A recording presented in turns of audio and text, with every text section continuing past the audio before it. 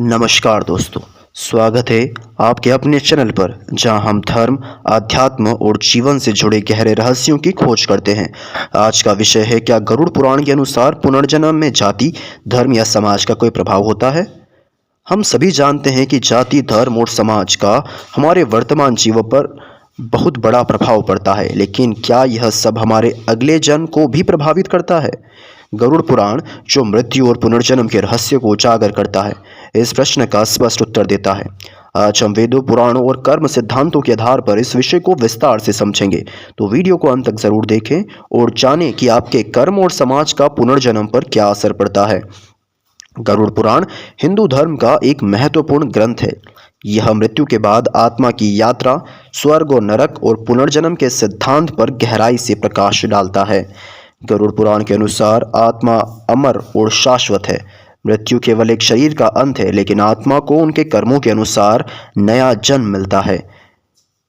पुनर्जन्म का उद्देश्य आत्मा को उसके अधूरे कर्मों को पूरा करने और मुक्ति की ओर अग्रसर करने का अवसर देता है, लेकिन यह प्रक्रिया पूरी तरीके से उनके कर्मों और धर्म के पालन पर निर्भर करती है।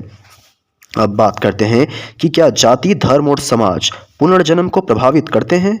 गरुड़ पुराण के अनुसार पुनर्जन्म में जाति, धर्म या समाज का सीधा प्रभाव नहीं होता, बल्कि इसका संबंध हमारे कर्मों और विचारों से होता है।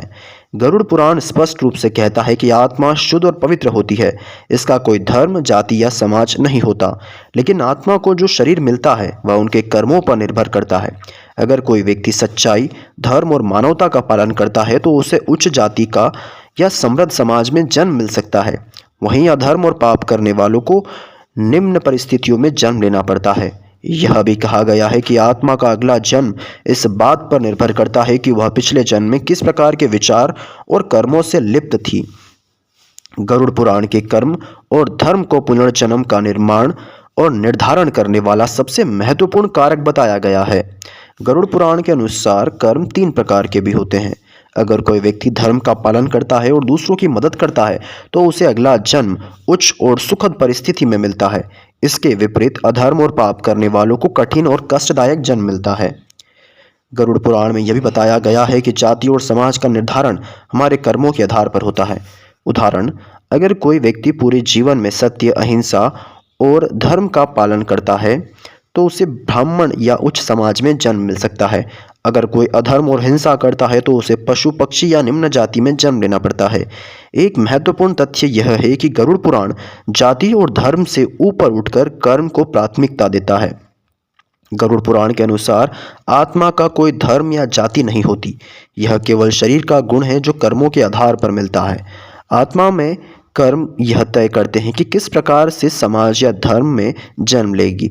अगर आत्मा ने धर्म का पालन किया है तो उसे एक धार्मिक और उच्च समाज में जन्म मिलता है। अब सवाल है कि समाज और कर्मों का पुनर्जन्म पर क्या प्रभाव पड़ता है। गरुड़ पुराण के अनुसार जिस समाज में आत्मा ने जन्म लिया वह भी उनके कर्मों का परिणाम है। अगर आत्मा ने अच्छे कर्म किए हैं तो उसे सुखद और उन्नत समाज में जन्म मिलेगा।